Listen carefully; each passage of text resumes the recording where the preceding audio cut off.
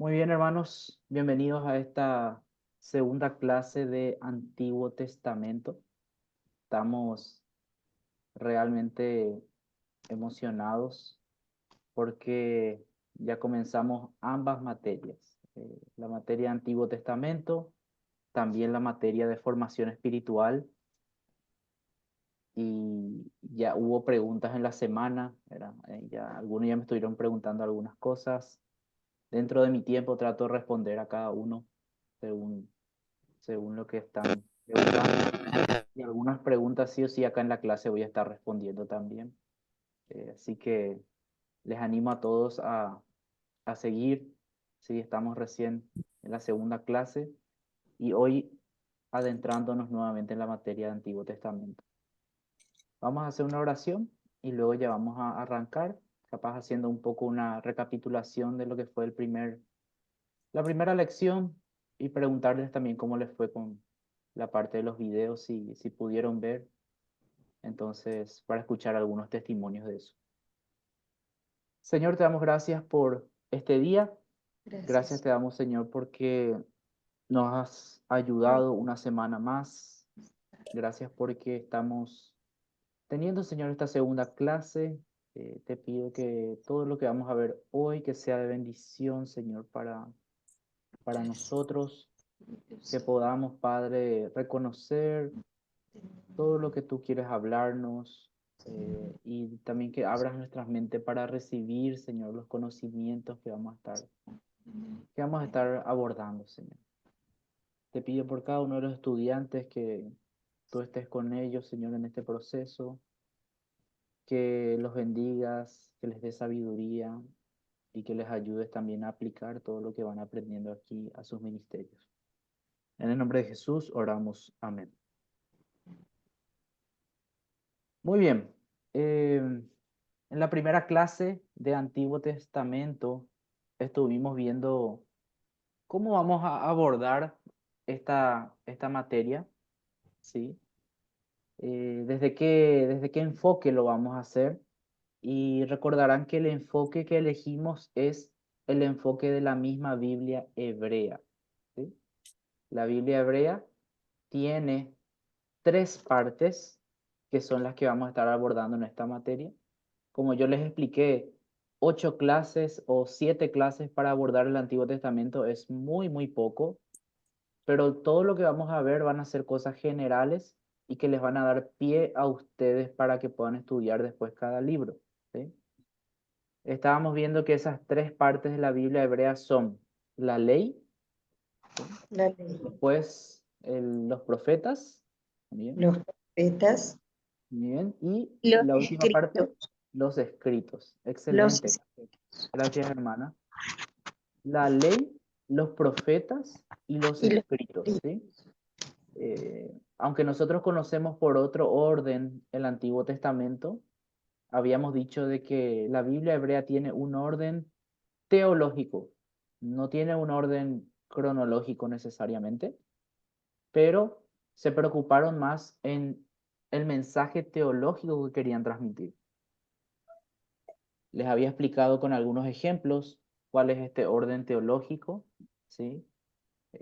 Pero en esta primera sección que vamos a estar entrando hoy, vamos a ver que coincide con nuestro orden, ¿sí? Con nuestra Biblia protestante, nuestra Biblia evangélica o católica, coincide, ¿sí? Los primeros 5 libros que aparecen en la Biblia hebrea son también los primeros 5 libros que nosotros tenemos en nuestra Biblia: Génesis, Éxodo, Levítico, Número y Deuteronomio. Entonces, ese es un poco de lo que estuvimos conversando nosotros en la última clase. También hablamos un poco de Marción, ¿se acuerdan? Hicimos una pequeña introducción, le conocimos a este personaje, y la idea es tratar de evitar que su influencia siga, ¿verdad? En nuestros contextos, en nuestras iglesias, y comenzar a hablar otra vez de lo que es el Antiguo Testamento. Y una cosa más que quiero resaltar es acerca de el canon del Antiguo Testamento que estuvimos mencionando, ¿sí? En la clase pasada, que para el tiempo de Jesús el canon ya estaba definido, ya estaba cerrado, ¿sí? Me hicieron una pregunta esta semana, uno de los estudiantes, sobre un congreso judío que se hizo después del tiempo de Jesús, justamente para cerrar el canon, y donde se sacó esos libros deuterocanónicos que había en la Biblia, esos libros como Macabeos, como Tobías, ¿sí? Judith, esos libros que en la Biblia evangélica protestante no están, pero en la Biblia católica están como deuterocanónicos. Eso quiere decir segundo canon o de segunda edición.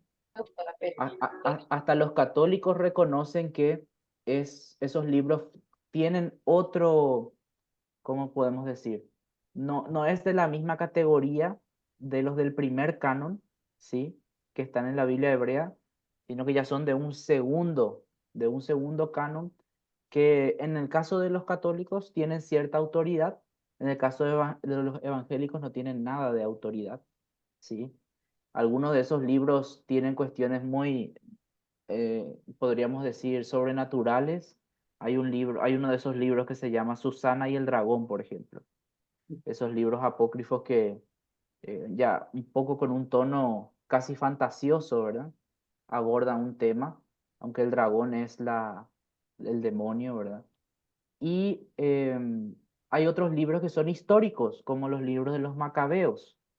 Los libros de los macabeos cuentan básicamente la historia de la revuelta macabea en ese tiempo, en ese periodo de silencio, entre los años 300, 200 antes de Cristo. Entonces, también podemos aprender algunas cosas de esto, pero ya se los considera fuera de lo que es el primer canon. Entonces, yo les di algunas evidencias. Yo les di algunas evidencias de que para Jesús el canon ya estaba cerrado, ¿sí? Las veces que él se refería al Antiguo Testamento, las expresiones que él daba, nos daba a entender de que eso ya estaba cerrado. Otros autores de ese tiempo también, por ejemplo, tengo un historiador, se me fue el nombre ahora, pero lo tengo acá anotado, un historiador de Egipto que habló de lo que es el contexto judío y él decía que cuando se refería a la literatura judía, interesantemente utilizaba también estas tres formas: la ley, las profecías y las escrituras, ¿sí? Y coincide con el nombre hebreo que nosotros vemos, y este escritor es casi del mismo tiempo de Jesús. Entonces, vemos grandes indicios de que para el tiempo bíblico o de composición bíblica del Nuevo Testamento, ya en general ya se sabía cuáles eran los libros canónicos, ¿sí? Omar, no sé si tenés una pregunta. Creo que vos me abordaste esta pregunta en la semana, ¿verdad? Sí, profe. Ujú. Eh, ¿Querés acotar algo a esta discusión? sí, se sabía, usaste mucho, se creía, pero no hay una fecha, digamos así como esta fecha del donde se fijó ese segundo canon anterior a esto. Sí, tenemos el Congreso de Junín que se hizo ya después de Cristo, cerca del año 90 más o menos, un grupo de rabinos que ellos se juntaron para justamente tomar decisiones sobre lo que es el canon hebreo, ¿sí? Por ejemplo, estaba en discusión algunos libros como el libro de Esther. El libro de Esther, saben que casi casi no entró en el canon, ¿sí? Porque no menciona a Dios. No menciona el nombre de Dios el libro de Esther. Entonces, una de las cosas que debatían era si tenía que estar o no, porque parece que Dios no era, Dios no era mencionado en ese libro, pero después se dieron cuenta de que claramente Dios interviene en el libro de Esther y todas las referencias que se hace de oraciones, de ayuno, eran prácticas del pueblo judío hacia Dios. Entonces, no podemos decir que Esther no es un libro que hace referencia a Dios, aunque no se menciona explícitamente su nombre. Otro libro que estaba en discusión era Eclesiastés, por yo creo que por el mensaje depresivo que parecía dar el libro, ¿sí? Parecía que no tenía sentido la vida para el autor, pero si leemos el final de Eclesiastés, eh, hay una llave hermenéutica ahí para entender toda la postura del autor, ¿verdad? Que al final él concluye de que eh, sin el temor de Dios y sin obedecer los mandamientos, el ser humano no tiene sentido.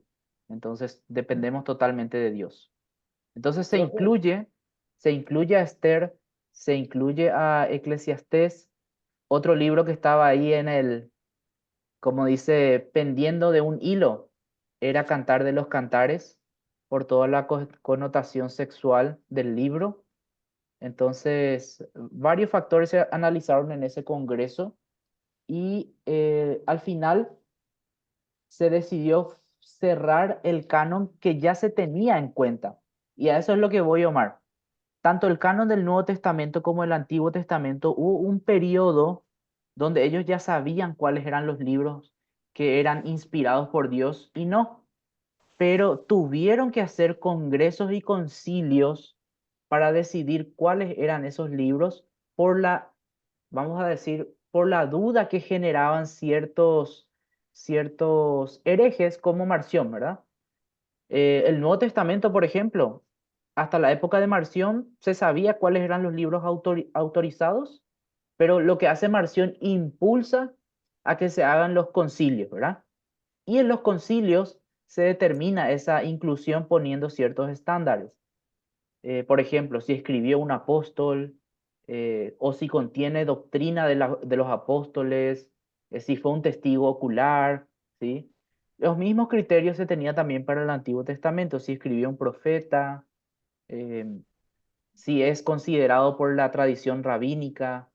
Entonces, eh, sí podemos decir de que después de Cristo recién se hizo los congresos para decidir el canon, pero ya para ese tiempo ya es como que ya se sabía, ya se tenía en cuenta cuáles eran los libros autorizados.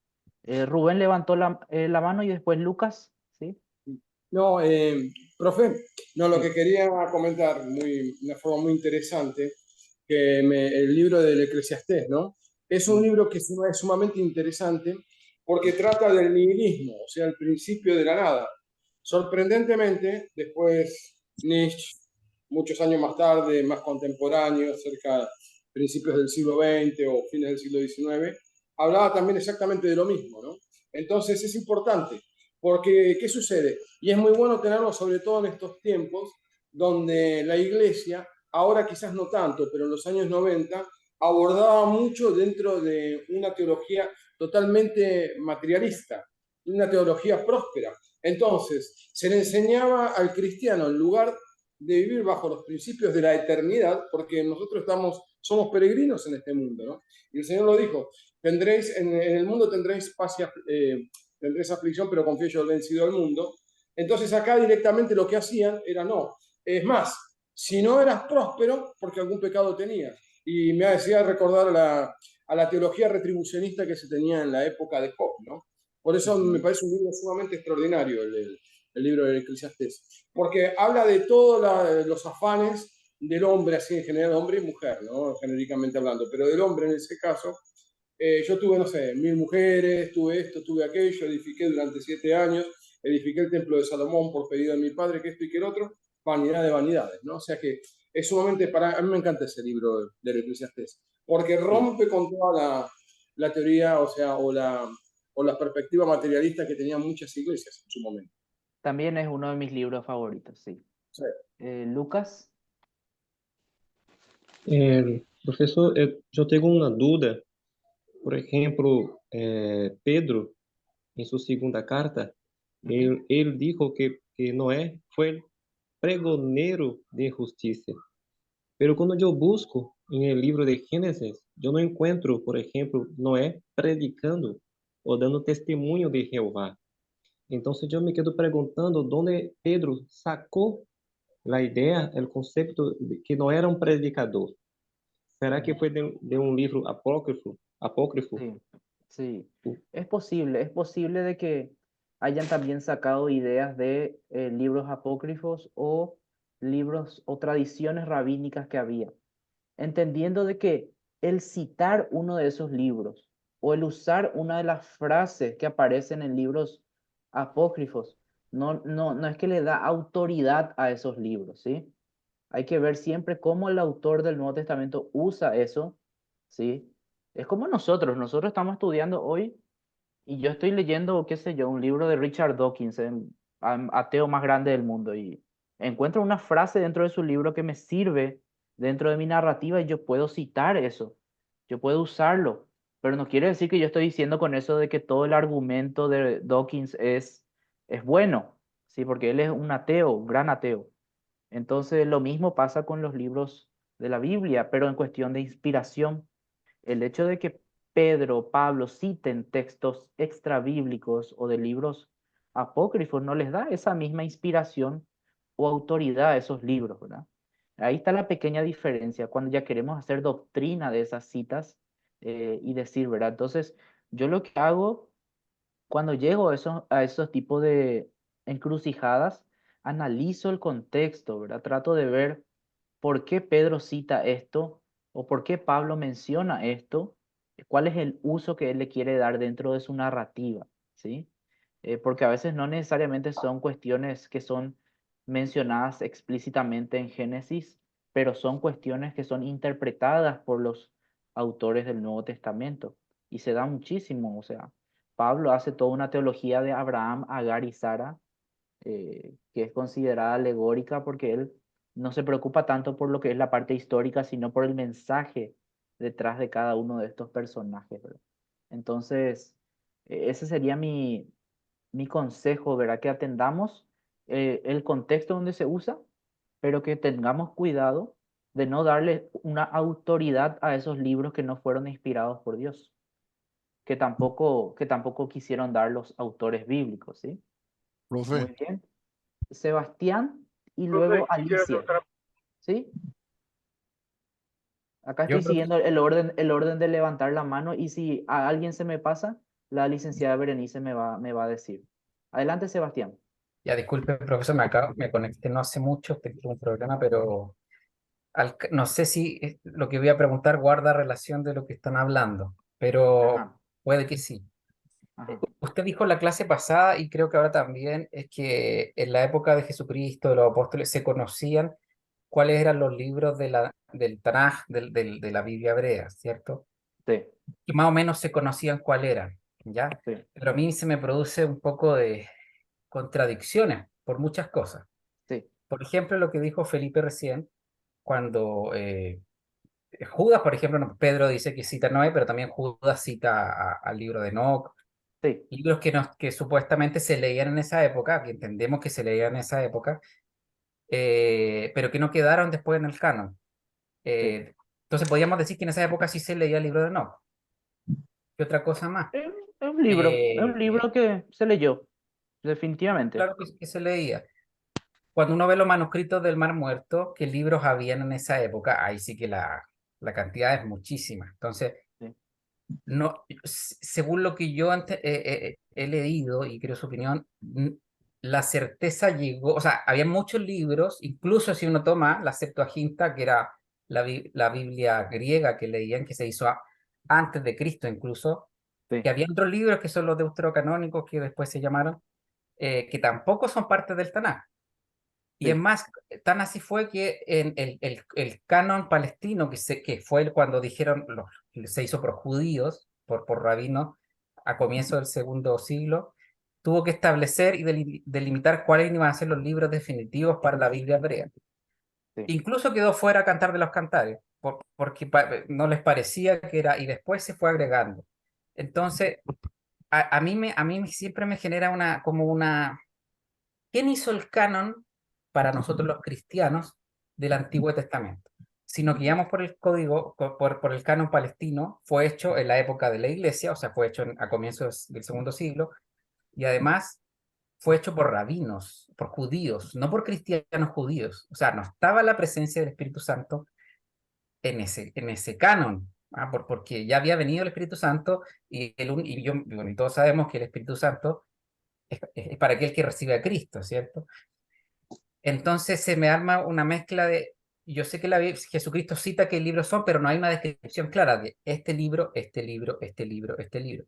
Y ahí es donde puede abrirse uno y decir, y solamente queda un poquito a interpretación de que a mí me parece que Macabeo dice una cosa que es antibíblica, que también es muy interpretación humana. Entonces, no sé qué usted me puede decir al respecto, porque digo, ¿qué libros se leían en esa época? Y Sí. creería quizás que son más libros, pero nosotros estamos leyendo una cantidad más reducida. Eso, profesor. Muy buena pregunta, Sebastián. Y yo creo que es una pregunta bastante honesta, que todos nos planteamos a veces como cristianos. Todos los que queremos profundizar en este tema, ¿verdad? Porque en general la iglesia a veces no está preocupada por esto, pero tenemos que abordar estas preguntas para saber realmente si toda esta sección tiene realmente la autoridad que requiere, o que estamos pregonando nosotros en la iglesia. Bueno, voy a abordar tu pregunta desde una perspectiva bíblica, ¿sí? Porque es como vos decís, perdón por decirte vos, ¿verdad? Es como usted dice. Em, a ver, los canon, ¿sí? Si nosotros analizamos los concilios que hubo, nuevamente cito, ¿verdad? Está el concilio de eh, Nicea para el Nuevo Testamento, para el Antiguo Testamento, por ejemplo, el concilio de Jamnia. Ahí lo puse en el chat, cerca del año 90 después de Cristo. Hubo otros concilios después, siglo III, siglo IV, pero el de Jamnia se conoce mucho porque se discutieron bastante justamente los temas de Esther, Eclesiastés, Cantar de los Cantares, también en el libro de Ezequiel, y Proverbios. Pero las discusiones que se daban ahí precisamente eran ya sobre los libros ahí que estaban, eh, aceptados, por así decirlo, dentro de lo que era la comunidad judía. Entonces, nosotros tenemos dos ámbitos que tenemos que reconocer. Primero, el ámbito de los autores bíblicos. Claramente nosotros tenemos la directriz en la palabra de que los libros de Dios, los libros que fueron entregados a los autores bíblicos que ellos escribieron, fueron inspirados por el Espíritu Santo, ¿sí? Entonces, estos libros implican el Antiguo Testamento, en primer lugar, luego en segundo lugar también lleva a una segunda dimensión que es el Nuevo Testamento. En eso estamos todos de acuerdo. Estos libros tuvieron que también llegar a la iglesia de una forma, particular al principio, pero después llegaron en conjunto. Se agrupó los evangelios, por ejemplo. Se agrupó lo que eran las cartas de Pablo, ¿sí? Se agruparon las cartas universales. Y con eso es que uno empieza a analizar y a pensar cuáles son realmente los libros autorizados, ¿verdad? Autorizados para la enseñanza bíblica, inspirados por el Espíritu Santo. Lo mismo pasó en el Antiguo Testamento. La base de todo el Antiguo Testamento es la ley, ¿sí? ¿Por qué entran los profetas dentro del canon del Antiguo Testamento? Porque si analizamos todo el contenido de los profetas, es una interpretación y una aplicación de la ley en sus contextos. No hay ninguna profecía del Antiguo Testamento que no tenga cierta base en lo que es la ley. Entonces, eso le da validez a lo que es la siguiente sección, ¿sí? Y obviamente la historia también ahí del pueblo de Israel tiene que ver, ¿verdad? Porque era el relacionamiento de Dios con ellos, nada más y nada menos. Después los escritos también entran dentro de eso, porque nuevamente es una interpretación de la Torá, la ley, y además también conecta o la reacción de las personas ante la ley de Dios, ¿sí? Porque ahí encontramos emociones, ahí encontramos también historias, ahí encontramos relatos, ¿sí? Y de alguna forma vemos que se comienza a elaborar lo que es un libro cerrado, ¿sí? Ahora, Jesús, cuando él cita los textos autoritativos, para mí, como cristiano, como evangélico, como seguidor de él, yo creo que eso es lo que más autoridad tiene, ¿verdad? Entonces, cuando él cita esto, es muy interesante siempre que cita estos conjuntos de libros o cita la ley, ¿sí? Siempre le da autoridad a esta porción de la palabra Y no es que le da autoridad citando nomás. Él dice, esto es lo que está escrito, ¿sí? Él dice, yo vine a cumplir esto, ¿sí? Esas son palabras autoritativas, ¿sí? A diferencia de citas, de alusiones que podemos hacer, ¿se entiende? Entonces, partamos de ahí, partamos de la evidencia interna de la Biblia. Después, como iglesia, nosotros tuvimos que, y me incluyo ya dentro de esta historia, tuvimos que poner estándares para poder definir cuáles eran los libros que sí, cuáles que no, porque claramente se iba a plantear la duda, ¿sí? Y yo creo que este proceso también fue, en cierta forma, iluminado por el Espíritu Santo. No quiero decir inspirado, pero definitivamente los estándares que se pusieron están en sintonía con la inspiración. ¿En qué sentido? Por ejemplo, se valoraba mucho un libro si lo escribió un profeta o un apóstol, ¿sí? Se valoraba mucho el libro si era un evangelio, se valoraba mucho el libro si era realmente de un testigo ocular, se valoraba mucho el libro si explicaba ciertas enseñanzas de la Biblia. Entonces, una serie de estándares que se puso para definir lo que eran los libros que tenían que ser parte.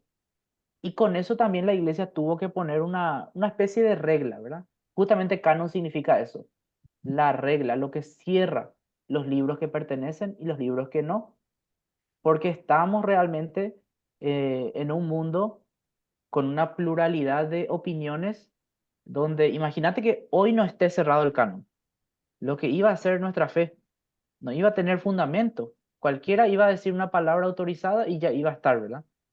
Entonces, tuvo que hacerse eso. Es como algo que vino por inercia, ¿sí? Dios estableció cuáles son los libros, inspiró a los autores bíblicos. Por inercia, la iglesia tuvo que delimitar cuáles son esos libros.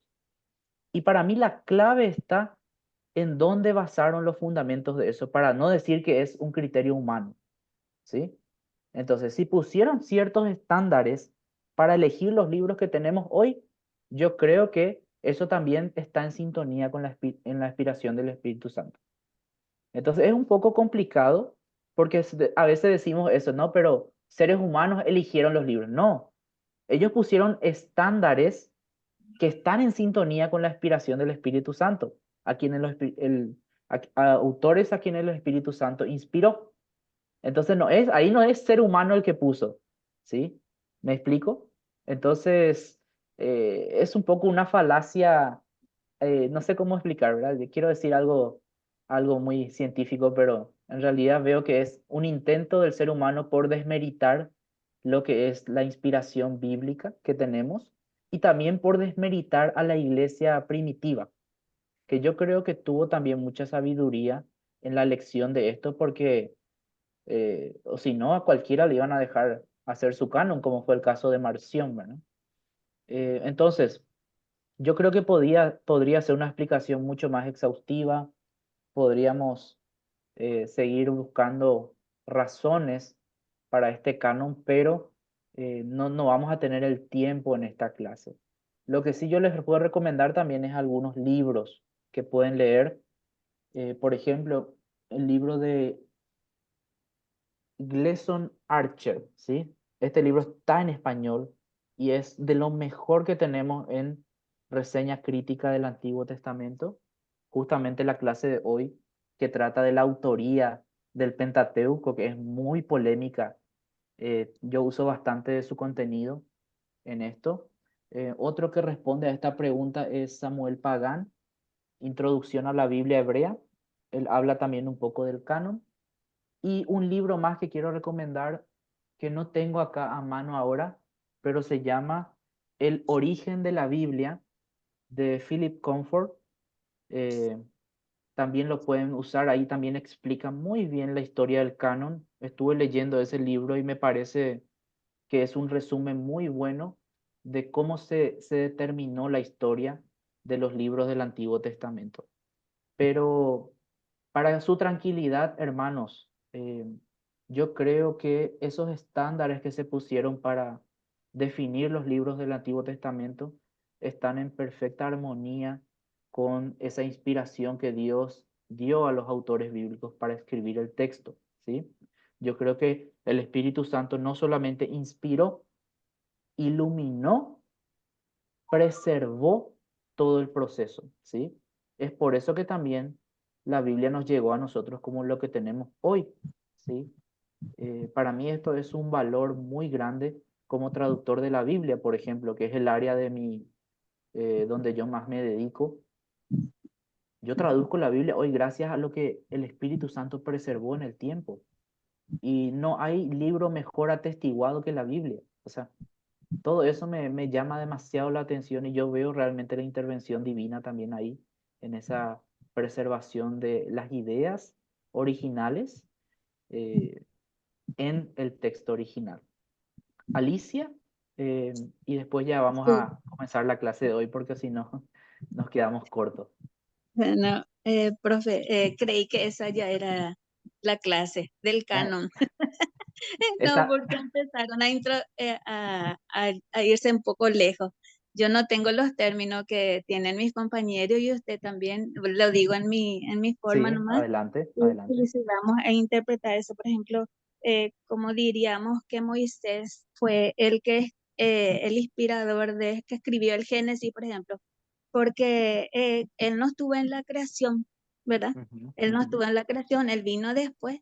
Entonces podríamos armar una gran polémica con respecto a eso, pero yo decido aceptar y por fe, profesor, de que estos libros que tenemos son totalmente inspirados, que vienen de Dios, y por más que los escritores hayan, los copistas hayan agregado algo. Leí una vez que Martín Lutero también dijo de los apócrifos que son buenos para tener conocimiento, claro, podríamos introducirnos también en ello, pero no meternos en la cabeza de que tenemos que investigar nosotros, porque la mente de Dios es inescrutable. Eso es lo Así que mismo, yo pienso. así mismo. Realmente, a veces está bien también abordar de esa forma, ¿verdad? De que hay cosas que nosotros no vamos a entender y que va a costar para nosotros entender, pero siempre tenemos ese paso de fe que estamos dando como cristianos, pero también eso no es una conclusión que siempre debemos tomar sin hacer el esfuerzo de investigar. Eh, yo creo que la fe justamente nos va a llevar a buscar argumentos racionales en todo esto, ¿verdad? Por ejemplo, eso que menciona la hermana, de que Moisés no estaba en la creación, por ejemplo. Claramente tuvo que tener una revelación especial para poder escribir todos esos detalles como lo escribió.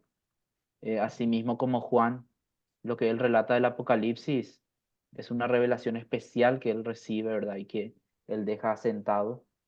Entonces, son de alguna forma las explicaciones racionales que tenemos, pero al mismo tiempo también acompañadas de la fe.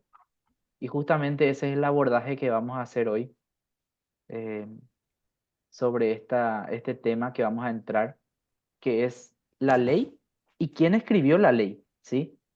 Hoy estamos en la parte de Antiguo Testamento, entonces vamos a ver un poco de contenido. En la próxima clase vamos a hablar de algunas cuestiones espirituales de la ley, pero hoy les pido su atención para ver un poco algunas cuestiones de contenido general. Especialmente vamos a abordar la pregunta sobre quién escribió lo que es el Pentateuco. Y para algunos esto puede sonar un poco raro, ¿verdad? Porque es claro que Moisés escribió, claro que Moisés escribió el Pentateuco, pero aunque les cueste aceptar, eh, hay muchos que dicen que Moisés no escribió el Pentateuco, ¿sí? Y que el Pentateuco es un invento básicamente de la religión judía y eso es lo que nos llegó a nosotros, ¿verdad? Entonces vamos a tratar de abordar estas preguntas de manera muy sencilla porque la discusión, hermanos, es muy profunda, ¿sí? Muy profunda, para algunos muy aburrida también porque hay que leer muchísimo y hay que leer teorías y teorías, pero al final de la clase voy a compartir con ustedes una fábula que nos va a hacer reflexionar un poco en cómo abordamos esta pregunta de la autoría del Antiguo Testamento. Entonces, voy a compartir mi pantalla, ¿sí? La lección de hoy estoy dándole algunos retoques finales, pero ya después le voy a pasar a la licenciada Berenice para que cargue en el Google Drive, ¿sí? A ver.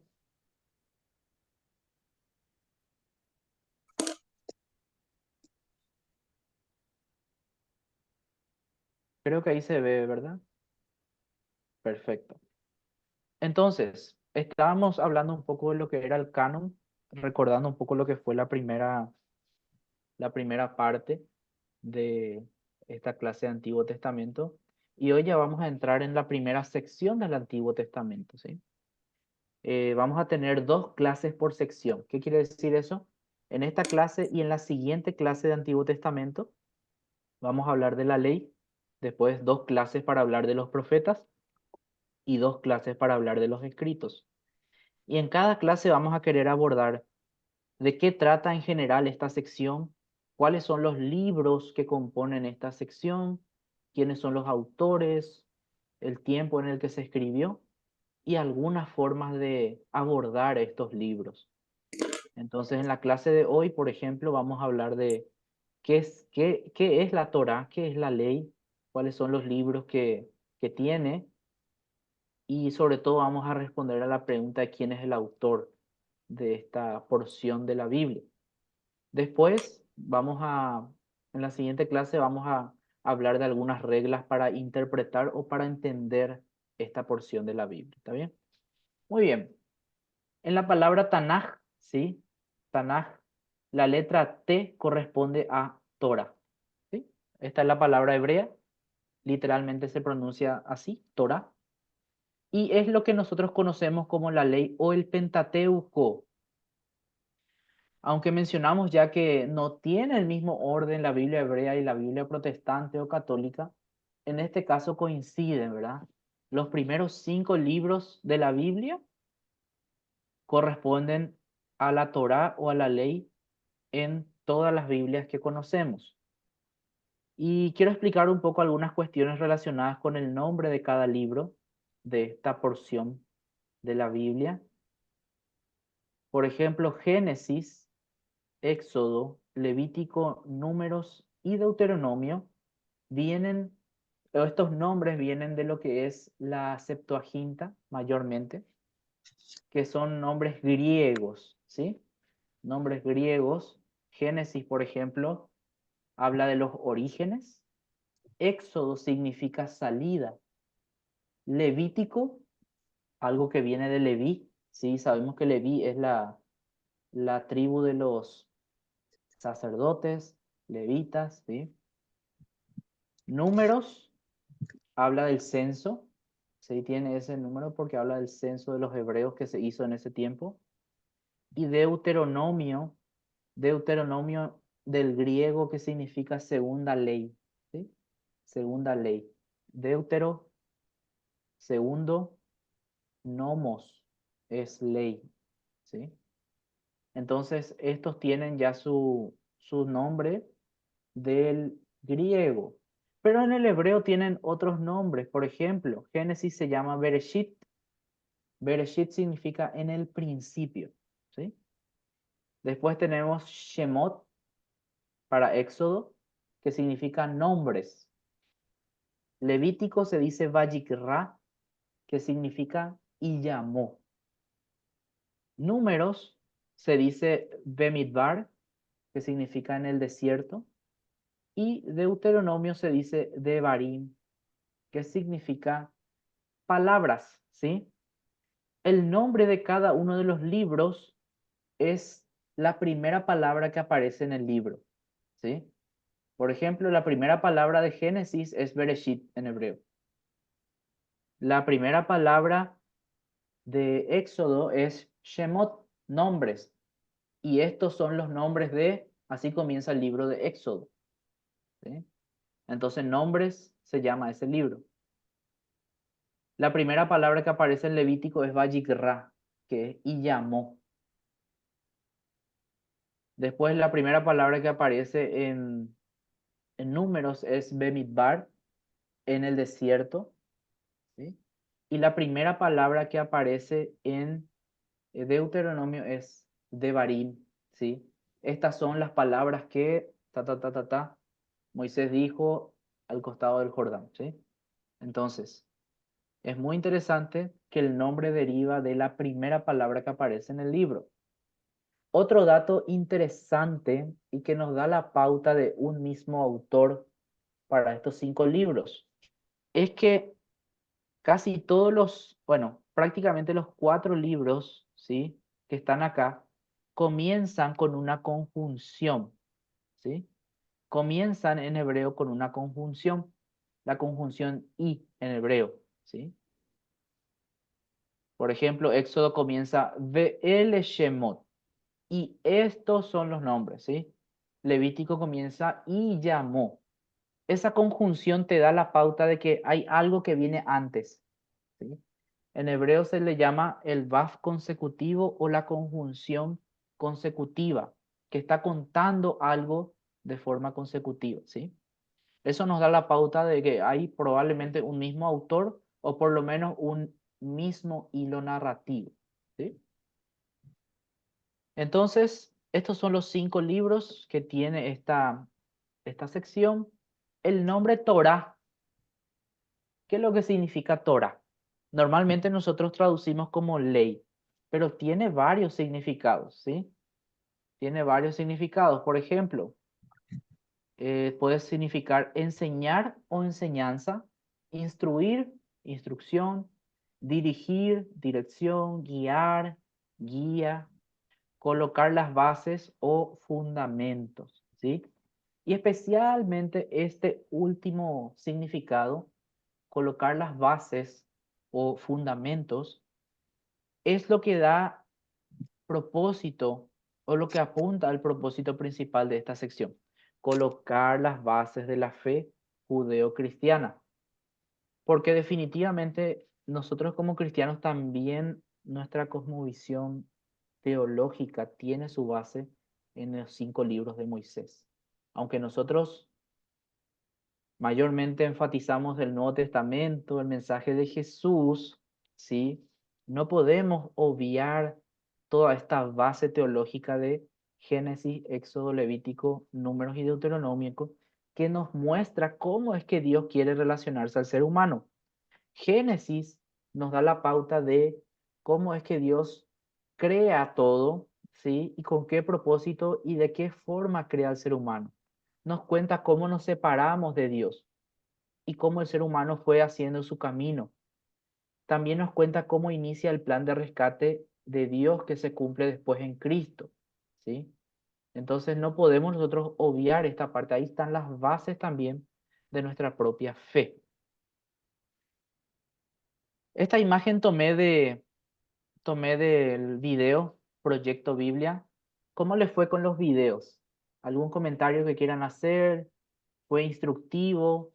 No importa si no pudieron ver todos los videos porque sé que son largos o de repente no tienen todo el tiempo para sentarse a ver, pero los que vieron los videos, quiero escuchar un poco algunos testimonios de cómo les fue en esa dinámica. ¿Qué les Yo pareció? estaba viendo, Sí, permiso, estaba viendo realmente todos los videos y traté de hacer una, ves que vos nos mandaste, no sé si esa era la tarea de ver y tratar de hacer la introducción de la Biblia, el autor, el propósito y todo eso, yo no sé, pero yo hice todo y realmente excelente. aprendí como estabas hablando, cómo Dios fue creando al ser humano y cómo Dios, nosotros nos revelamos y cómo Dios ya tenía un plan para nosotros, ¿verdad? Él ya sabía que nos íbamos a revelar, nos revelamos y él ya preparó un plan para rescatarnos, pero realmente casi en todo eso, en esos versos vemos cómo el ser humano se va apartando de Dios. Casi poco o nada vemos que realmente nos acercamos a Dios, o sea, más nos apartamos que nos acercamos y realmente en esos textos puede ver el amor y la misericordia de Dios, ¿verdad?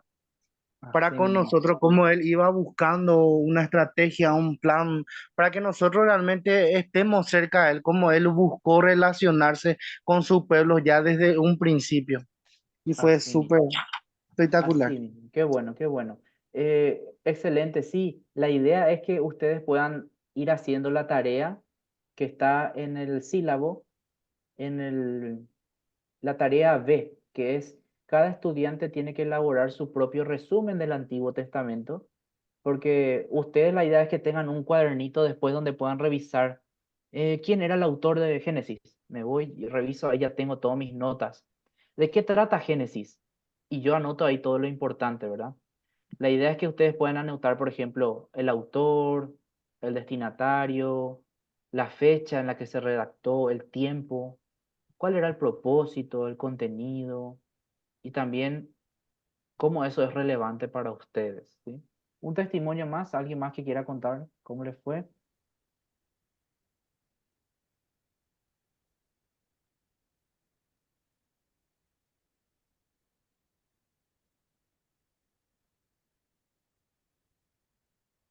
O lo que les llamó la atención del video también, si quieren comentar.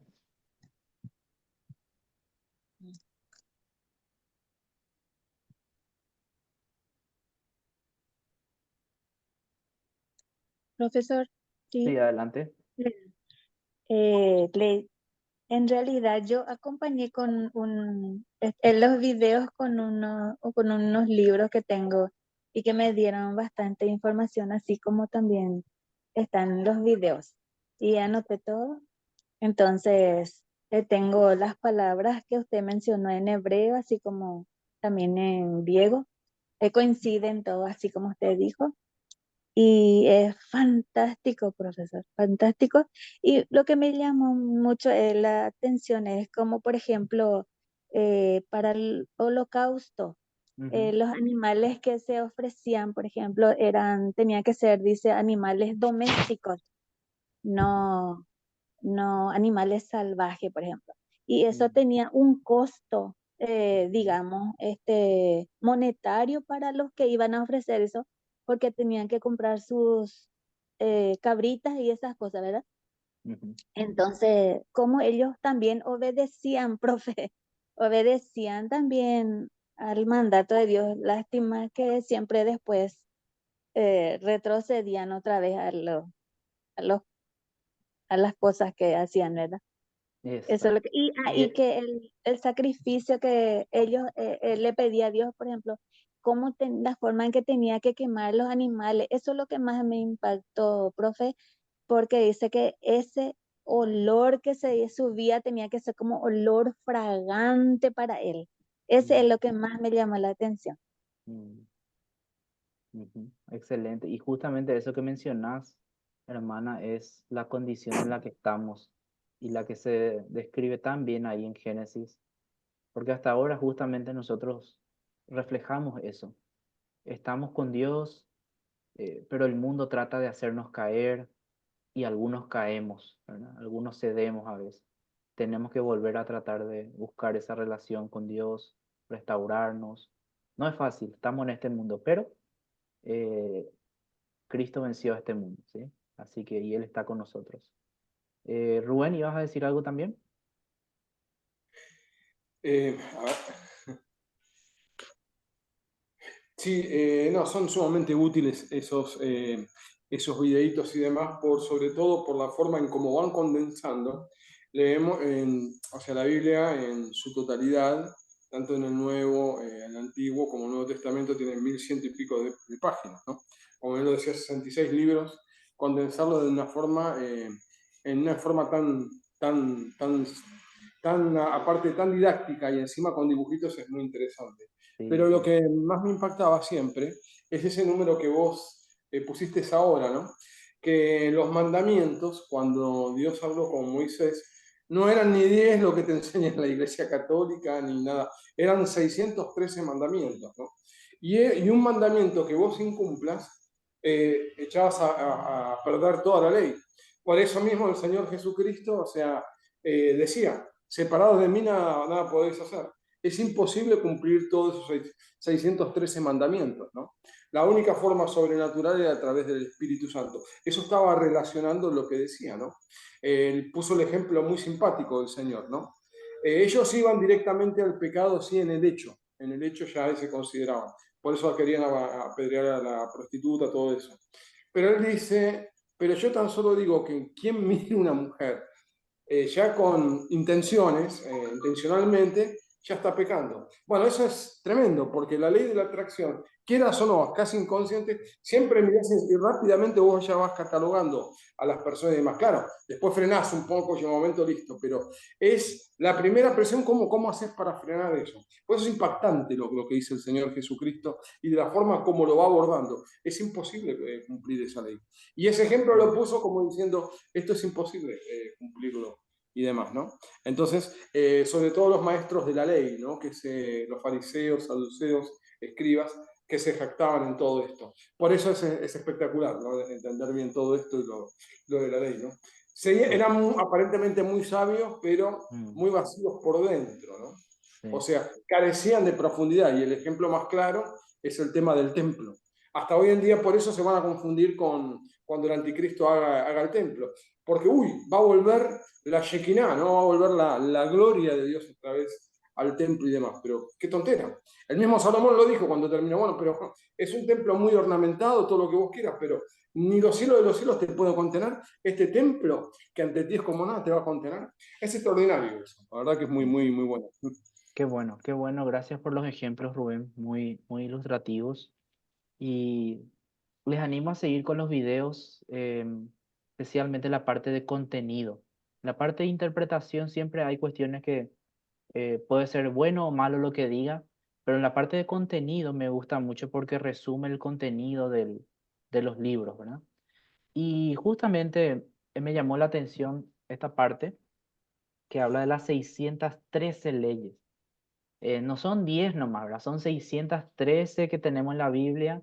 Después se hicieron más todavía leyes que no están en la Biblia, que uno puede encontrar, por ejemplo, en los escritos de Qumran, leyes conocidas, ¿verdad? Por los fariseos que hacían eso, que cumplían con eso también. Y es muy interesante que cuando la Biblia afirma que Jesús cumplió toda la ley, no se pone a detallar cómo cumplió cada una de las 613 leyes, ¿verdad? Eh, Justamente este número lo puse así de grande para mostrar de que a veces nosotros hacemos de esta porción de la Biblia una carga muy grande, como algo que tenemos que tratar de llevar, ¿verdad? Como un yugo imposible de llevar, como dice Rubén. Y yo creo que todo el concepto de ley que hoy tenemos alimenta a ese tipo de interpretación.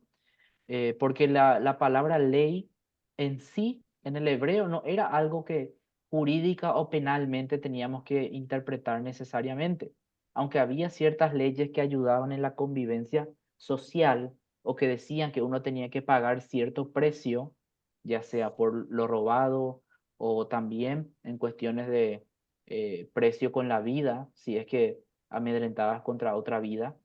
Eh, en general, la ley tenía como propósito principal enseñar, porque como yo les expliqué, no se decía la ley solamente a los mandamientos, a todo. A veces cuando la Biblia dice la ley, se refiere directamente a los 5 libros. Y en los 5 libros hay mucho más que 613 leyes. Eh, Hay muchísimo más. Tenemos la historia de la creación, tenemos la historia del pueblo de Israel, ¿sí? Tenemos esa relación de Dios con la humanidad. Entonces la Torá en sí, la ley, lo que busca es enseñarnos cómo podemos relacionarnos con Dios, qué pasó en nuestro origen, por qué nos separamos de Dios y qué podemos hacer ahora para reparar ese daño o restaurar esa relación. Yo creo que también nuestro concepto de ley viene de los romanos, de los griegos, que empezaron automáticamente a asociar la ley con cuestiones jurídicas penales, donde uno tenía que pagar si incumplía con cierta cosa, ¿verdad? Entonces hoy parece una carga, pero cuando Jesús lo dice parece tan sencillo. Jesús dice, yo vine a cumplir toda la ley, así de sencillo. Y después en otro versículo Jesús nos resume la ley en 2 mandamientos: amar a Dios y amar al prójimo. Amar a Dios y amar al prójimo resume todos los mandamientos. ¿Por qué? porque todos los mandamientos se desprenden de esos dos, ¿sí? Hay mandamientos que son para amar al prójimo y hay mandamientos que son para mostrar nuestro amor por Dios. De hecho, en nuestra lección de formación espiritual, vamos a tocar el decálogo, vamos a tocar la ley y voy a mostrar cómo cada una de las leyes que están en los 10 mandamientos de alguna forma contemplan una u otra esfera, el amor a Dios o el amor al prójimo, ¿sí? Entonces, yo creo que Jesús de alguna forma trata de ayudarnos a entender de que no es tan complicado como suena y que no tenemos que mirar este número como el número grande, sino que tenemos que mirar dos, el amar a Dios y el amar al prójimo como nuestro propósito. Y con base en eso interpretamos todas las leyes. La llave hermenéutica para poder interpretar la ley es ese versículo en Mateo 22:37, ¿sí? Que habla justamente del amor a Dios y del amor al prójimo como los mandamientos más importantes. Entonces, yo creo que la palabra instrucción es más fiel al propósito de la ley, ¿sí? No me gusta tanto traducir como ley. De hecho, en las traducciones de la Biblia que nosotros tenemos, tratamos de no usar el término ley, porque si no parece que está refiriéndose a algo penal, ¿verdad? A no ser que sea una etnia donde ya se conozca la Biblia de hace tiempo y se conozca el concepto de ley en la Biblia. Pero normalmente ellos también entienden ley como algo que tiene que tener un castigo, ¿sí? Y que en cierta forma es uno de los propósitos de la ley, pero no completamente.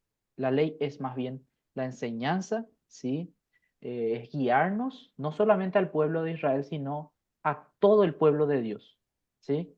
A todo el pueblo de Dios en cómo nosotros podemos relacionarnos con él, ¿sí? Por eso es que la ley comienza viniendo con un pacto, ¿sí? De todo el Pentateuco, lo primero que Moisés recibe probablemente es los 10 mandamientos.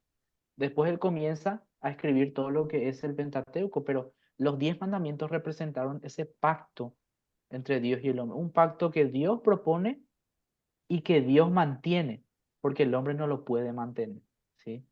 Entonces, es muy, muy interesante que en ese versículo Mateo 5:17, cuando Jesús dijo, yo vine a cumplir la ley, Él nos está mostrando y nos está diciendo que Él vivió ese relacionamiento que uno debe tener a través de la enseñanza dejada en todo el Antiguo Testamento. ¿Por qué en todo el Antiguo Testamento? Porque como expliqué anteriormente lo del canon, la ley es la base del Antiguo Testamento.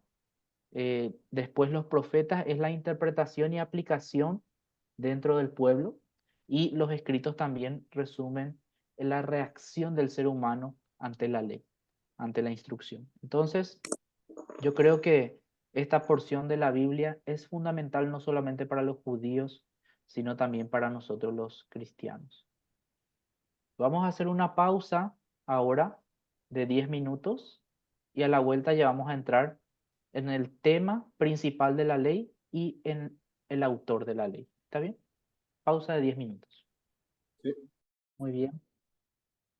Volvemos a esta segunda parte de la clase. Espero que ya todos hayan podido tomar un poco de agua, ir al baño o buscar un café, dependiendo de quién lo necesite a esta hora, para ir a esta segunda parte, ¿sí? Y en esta segunda parte voy a compartir mi pantalla. Quiero hablar un poco de la temática de esta porción del Antiguo Testamento y luego ya adentrarnos en la pregunta del autor. En cuanto a la temática, me gustó el resumen que hace Samuel Pagán en su libro Introducción a la Biblia Hebrea. Básicamente estas son las historias o los temas que guían, ¿sí?, el Pentateuco. Génesis 1 al 11 es una porción claramente definida que narra los orígenes del cosmos, el mundo, la naturaleza, el ser humano. Y específicamente en el ser humano nos muestra nuestro estado original en la creación y la separación que tuvimos con Dios y las consecuencias que eso tuvo. Hasta Génesis 11 hay una marcada sí, una marcada línea que trata de mostrar la actitud del ser humano en términos generales. Luego, a finales de esta sección, con las genealogías del capítulo 9, 10 y 11, pasamos a partir del capítulo 12 a lo que es el origen del pueblo de Israel en sí, con Abraham, los patriarcas y también las matriarcas, ¿sí? Porque también es muy importante la historia ahí de las madres que están mencionadas en esa sección de Génesis, que tuvieron mucha relevancia en las historias y también su línea familiar fue importante para lo que es eh, la conservación del pueblo de Israel, ¿verdad? Por ejemplo, la línea de Rebeca con Labán, ¿verdad? Entre otros que ayudaron muchísimo ahí a lo que fue el desarrollo del pueblo. Después tenemos las narraciones de cómo fue la liberación de Egipto. Eso se da principalmente en la primera parte de Éxodo, el peregrinar del pueblo desde el monte Sinaí, la revelación de Dios a Moisés en el Sinaí, que es una larga sección que comienza en el capítulo 19 aproximadamente de Éxodo, donde Dios toma la iniciativa, él se presenta a Moisés y él empieza a dar las leyes, ¿verdad? Entonces, entre Éxodo 19 hasta Números 10 tenemos una serie de encuentros donde Dios le da la ley a Moisés. Después llega Moisés y el pueblo a las tierras de Moab, ¿sí? Moab, estamos hablando del lado este de Israel, sería bordeando lo que es la tierra de, antes de llegar al Mar Muerto, ¿sí? Pasas por Moab, luego llegas a Edom. Ese fue el camino que ellos tomaron para no ir directo, chocando de frente a los pueblos cananeos, tuvieron que hacer toda esa vuelta por el Mar Muerto. Después termina el Pentateuco con el libro de Deuteronomio, que tiene como propósito presentar una vez más la revelación divina en el monte Sinaí en un formato de discurso homilético. O sea, le tenemos a Moisés predicando sobre lo que fue todo el trajín que pasó el pueblo desde que salió de Egipto, ¿sí? ¿Por qué?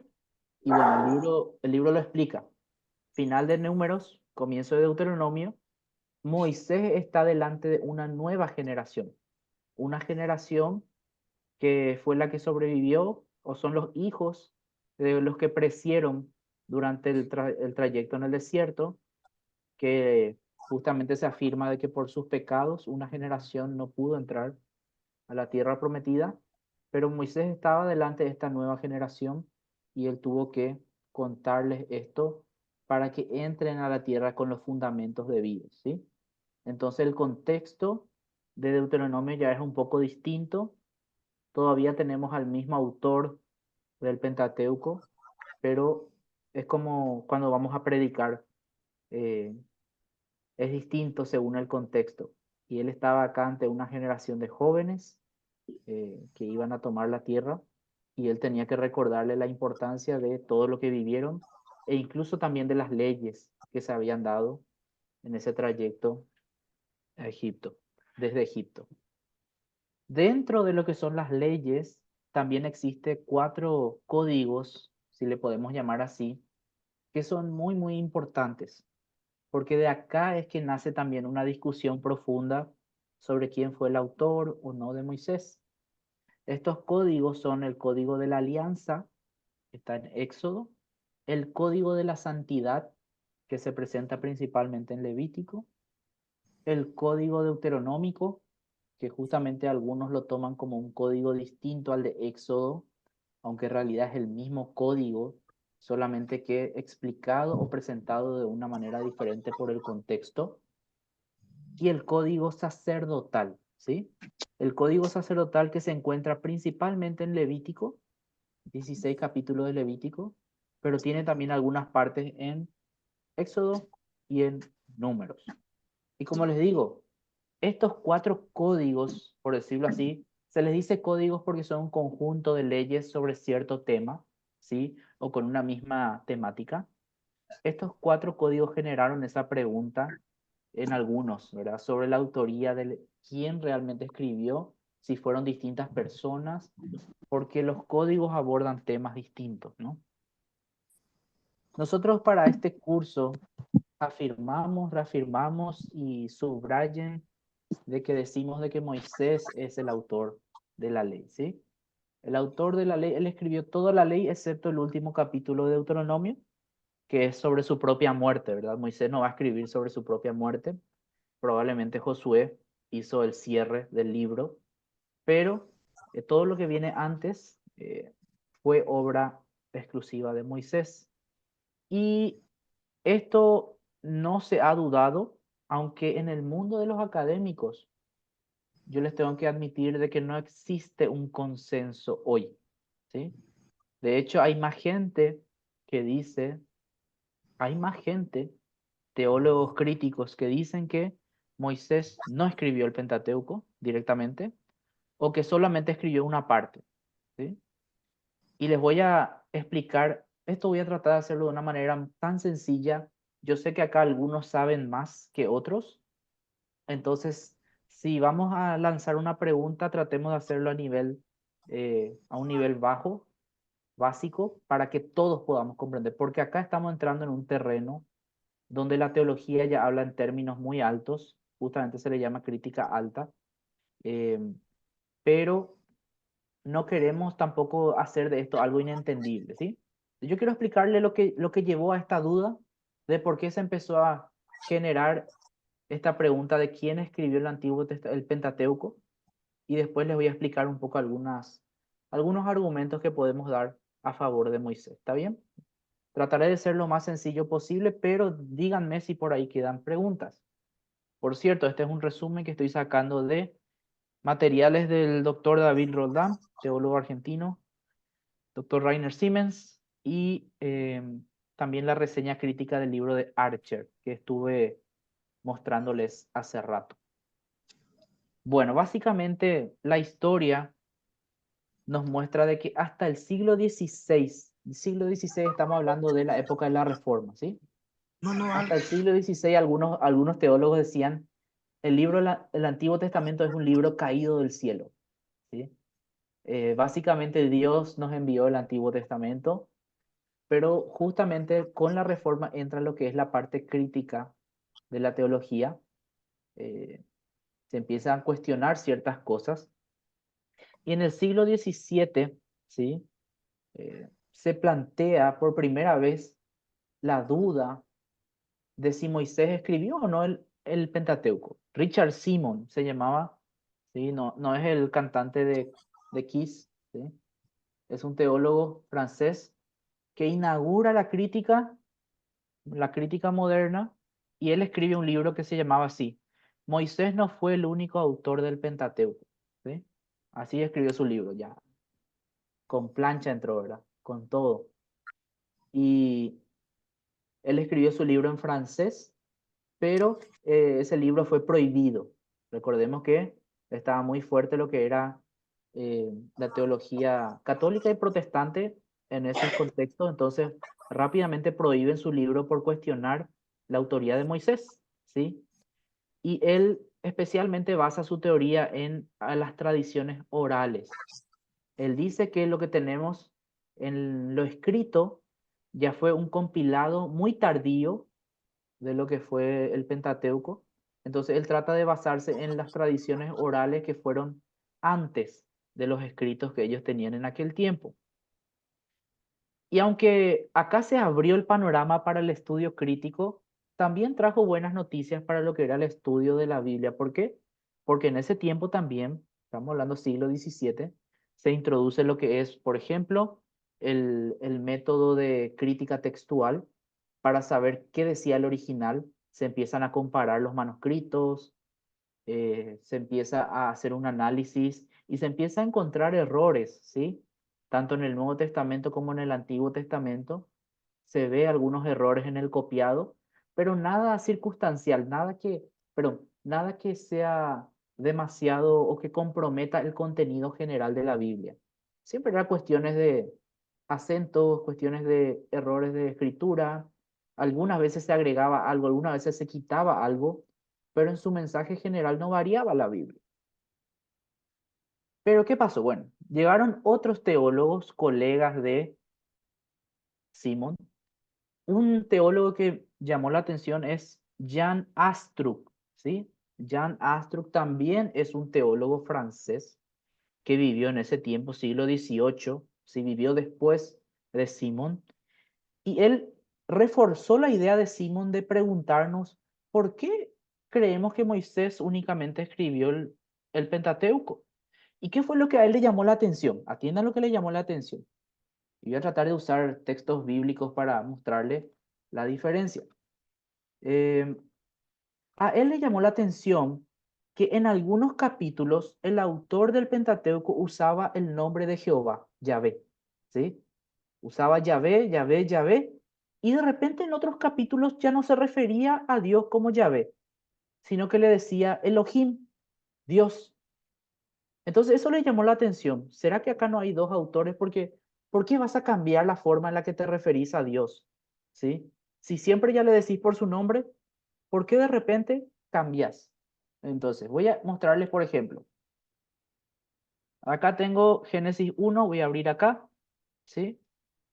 Génesis 1, recordemos que Elohim es Dios en hebreo. Elohim es Dios y Yahvé es el nombre de Dios, ¿sí?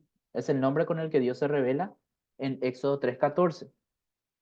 Miremos acá el relato de la creación. El capítulo 1 tenemos a Dios, Dios, Dios, Dios, Dios. Básicamente en todo el relato del capítulo 1 de la creación solamente se usa Dios. ¿Qué palabra es eso en hebreo? Elohim, ¿sí? Elohim, para que me sigan, ¿sí? Pero después, en el capítulo 2, se empieza a utilizar la expresión Jehová Dios, ¿sí? Jehová Dios. Y recordemos que este segundo capítulo es como un segundo relato, ¿verdad? Es como un segundo relato de la creación. Es como que primero nos cuenta los 7 días, todo eso, y en este segundo relato parece que nos cuenta en detalle cómo fue cada día el, el, el desarrollo de la creación, ¿sí? Y acá empieza a utilizar la expresión Jehová Dios. Entonces, Astruc se planteó esta pregunta. Si es el mismo autor, ¿por qué usa distintos nombres? Si recién nomás estaba hablando de Dios, Dios, Dios, Elohim, Elohim, Elohim, ahora empieza a hablar de Jehová, ¿sí? Después, en otros capítulos, va a empezar otra vez a usar solamente Elohim y en otros capítulos solamente Yahweh. Una pregunta muy sincera, pero Astruc sacó su conclusión de que eran diferentes autores, de que por lo menos dos personas distintas escribieron la ley y que el pueblo judío o los sacerdotes en algún momento juntaron todo esto y juntaron por secciones. Entonces lo que era la creación pusieron al inicio. Por eso es que aparece un relato y después aparece el otro, ¿sí? Y así, esa fue su teoría. Entonces él planteó esa pregunta por los nombres. Él vio que había diferencia en los nombres que se usaban en la Biblia. Pero bueno, después llegó otro teólogo que se llamaba Johann Semler, por ejemplo, y él propuso algo que va mucho más allá. Él dijo, no solamente son dos, sino que tuvo un proceso evolutivo. En un periodo de 700 a 800 años se compuso el Pentateuco. Chanfle, ¿verdad? Ahí ya vamos entrando a un terreno más peligroso todavía, ¿verdad? Capaz Moisés empezó nomás el relato y los eruditos judíos fueron completando, ¿verdad? Entonces él empezó a decir que tuvo un proceso evolutivo. Y así, varios empezaron a sacar teorías. Dijeron, por ejemplo, que Deuteronomio se hizo cuando, ¿se acuerdan cuando el rey Josías encuentra el libro de la ley ahí escondido ahí? Y que hay toda Sí. una alegría porque encontraron el libro de la ley y comienzan a hacer reformas. Bueno, muchos de estos teólogos críticos proponen que ese fue el tiempo donde se compuso Deuteronomio. Entonces ellos básicamente dicen así, de que Josías y los sacerdotes falsificaron el relato diciendo que encontraron el testimonio, sino que ellos hicieron para tratar de ordenar lo que era el pueblo de Israel. Una acusación muy fuerte, ¿verdad? Eh, Recordemos que estos son teólogos que hacen una crítica científica, entre comillas, sin importarles tanto el tema de la inspiración, el tema de la unidad de la Biblia, entre otras cosas, ¿sí?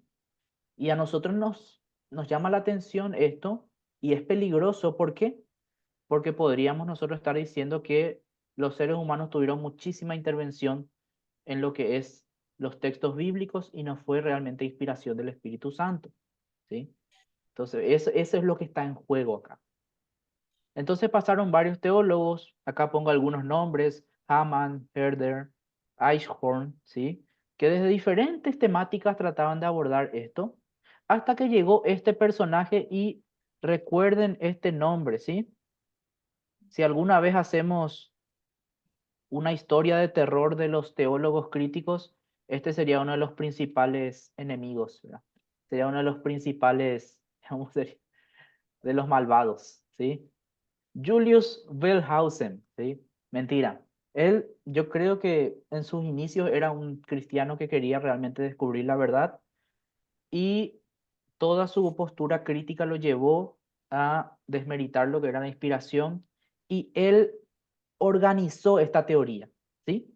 Organizó esta teoría que ya venían los otros teólogos diciendo y él le llamó la teoría de las fuentes o la teoría documentaria.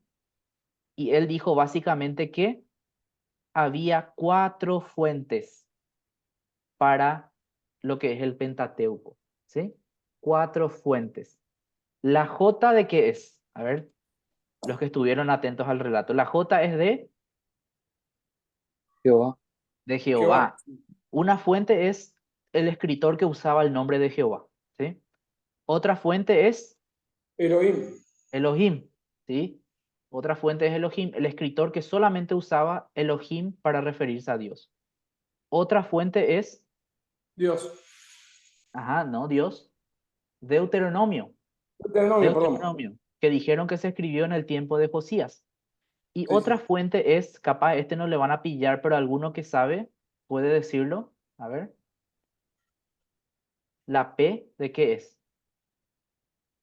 Es la fuente sacerdotal, ¿sí? Ah, Viene de priest en inglés, que es sacerdote, ¿sí?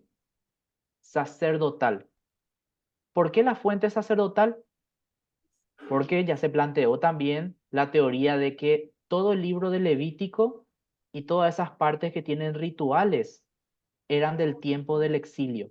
Cuando volvieron del exilio, ellos tenían que rearmar la fe judía, entonces hicieron todas esas partes para organizar la fe judía y nuevamente organizarse como pueblo. Entonces estamos hablando de que para estos teólogos, el Pentateuco comenzó a escribirse cerca del año 1400 o 1200 y termina de escribirse en el año 400. Le pusieron un periodo de 1000 años de escritura a lo que es esta porción de la Biblia. Y nuevamente, este es el resumen de lo que ellos proponían, ¿sí? ¿Por qué se preguntaron esto? Bueno, utilización de distintos nombres divinos. Yahvé, Elohim. Relatos dobles. ¿Por qué vas a tener relatos dobles si es un mismo autor? Por ejemplo, ¿por qué 2 relatos de la creación? ¿Sí? ¿Por qué 2 relatos del Decálogo? ¿Sí? ¿Por qué varía tanto Deuteronomio con Éxodo? Si básicamente resumen la misma historia. ¿Qué más? La datación de Deuteronomio. Acá está uno de los teólogos que propone de que se formó en el reinado de Josías, ¿sí? Y que se falsificó la autoría. Dijeron que escribió Moisés para darle autoridad, pero ellos hicieron ahí en ese tiempo. Eso dijeron teólogos como David. Y la datación de la fuente sacerdotal de Levítico, que se propuso que esta parte del Pentateuco recién se escribió después del exilio. Entonces, 4 fuentes tiene el Pentateuco según los teólogos críticos, ¿sí? Recordemos, estos son teólogos críticos. Estos son teólogos que no les interesa la inspiración del Espíritu Santo, que no les importa si escribió 50 personas o una persona, ¿sí? Entonces, ellos dicen que escribió un autor que usaba el nombre de Jehová, un autor que solamente usaba Elohim, Deuteronomio, que se agregó en el tiempo de Josías, y la fuente sacerdotal que se agregó después del exilio, ¿sí? 4 cosas. ¿Cómo respondemos a esto, verdad? ¿Cómo podemos responder ante estas críticas? Y la verdad que no es fácil responder de forma breve. Uno tiene que entrar en cada argumento y tiene que explicar de forma exegética cada caso. Te doy un ejemplo. Las diferencias entre Deuteronomio y Éxodo, ¿sí? Las diferencias entre Deuteronomio y Éxodo, así como en los evangelios hay diferencias, también hay diferencias en otras partes de la Biblia. ¿Se acuerdan que en los evangelios hay relatos sinópticos? Mateo y Lucas cuentan el mismo relato, pero de distintas formas, lo cual no quita veracidad al relato. Lo mismo pasa con el Pentateuco. ¿Cuál es la gran disyuntiva que tenemos en el Pentateuco? Que estamos diciendo que es el mismo autor, ¿sí? Estamos diciendo que es el mismo autor. Pero el hecho de que sea el mismo autor no significa que él no pudo pasar por distintos periodos de su vida al escribir. Y sobre todo en una historia tan larga como la historia de Moisés. Estamos hablando de un señor que pasó 40 años en Egipto, 40 años huyendo por el desierto, 40 años guiando al pueblo en la liberación. Muchas cosas pudieron haber pasado en ese tiempo y sobre todo todas las etapas que el pueblo pasó. Una de las respuestas que podemos dar a esto es que en Deuteronomio no es el mismo Moisés que estaba en Éxodo. En Éxodo tenemos a un Moisés vigoroso, a un Moisés que estaba en su apogeo espiritual. El tipo subía a montaña, hablaba con Dios, le miraba la espalda a Dios. O sea, estamos hablando de un Moisés tan vigoroso en la parte espiritual, guiaba al pueblo con ímpetu, ¿sí? En toda la parte espiritual, intercedía por el pueblo.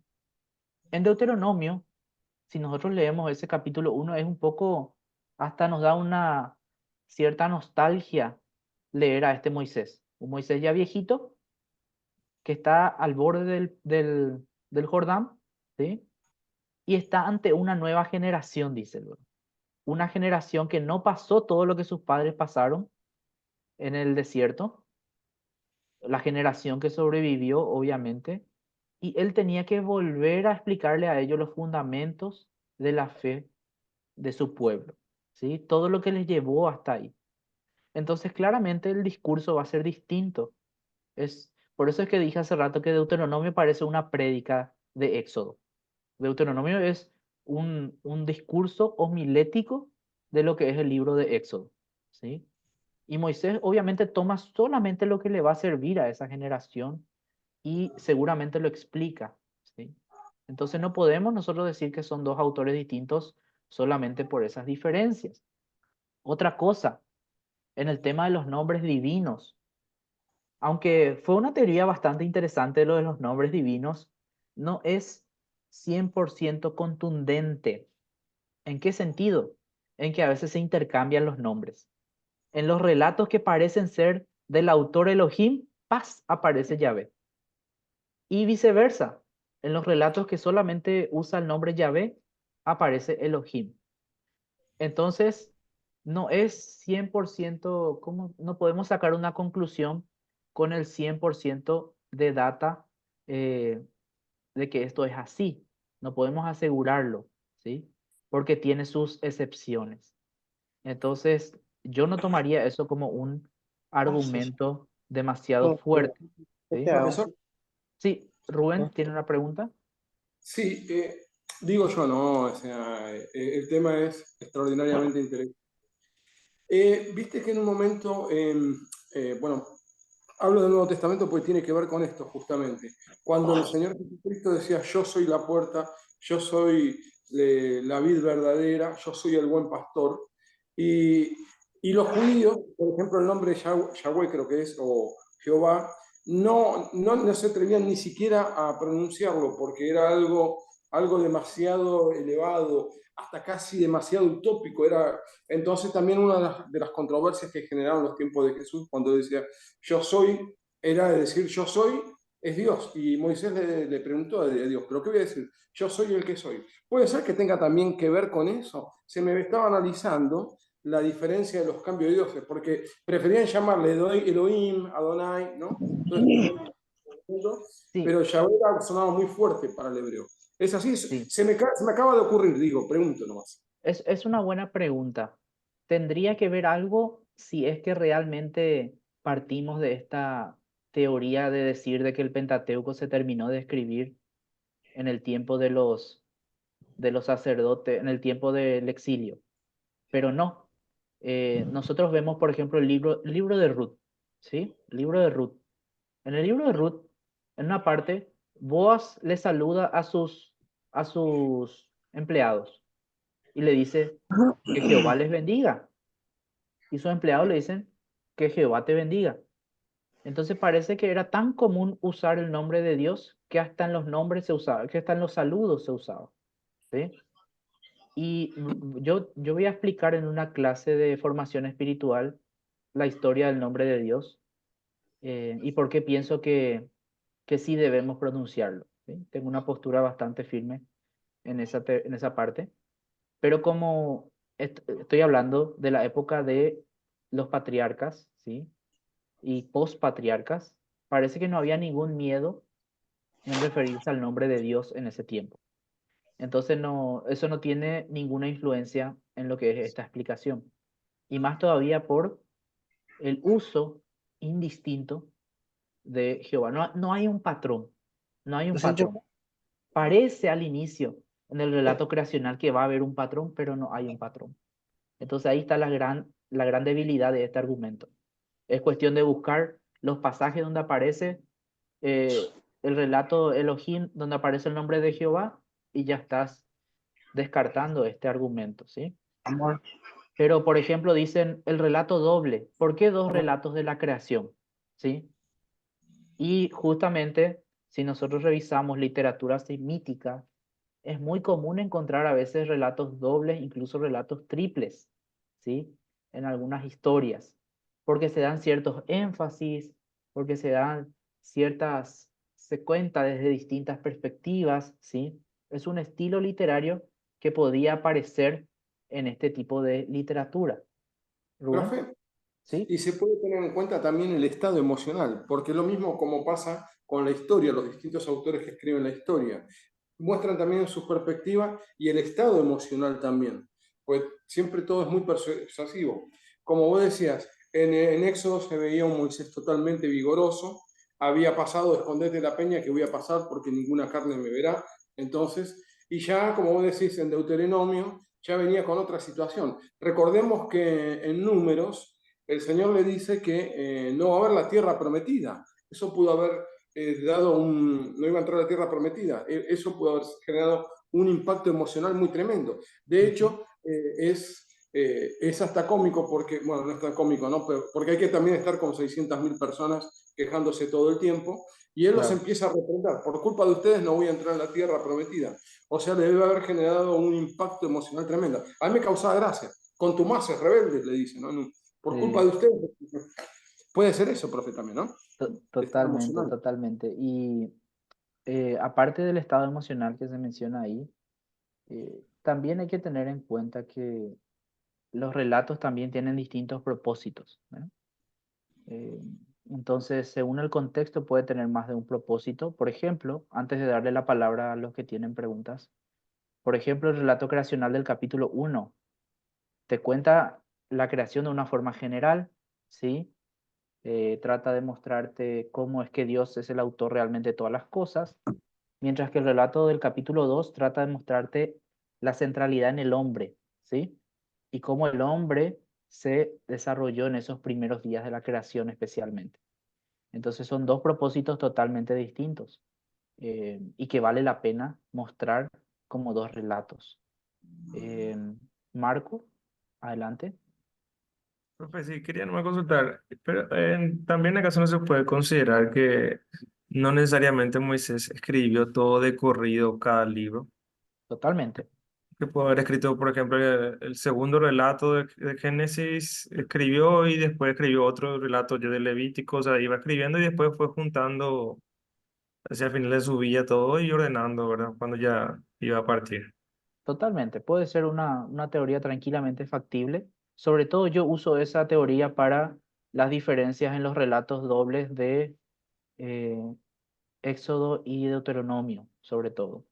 Pero en el relato creacional realmente son dos propósitos distintos. Entonces, que lo haya hecho en el mismo momento, que lo haya hecho con 10 años de diferencia, no es tanto el punto, sino que primero explica la creación de forma general y él dice luego ahí, esta es la historia de los cielos y la tierra, ¿verdad?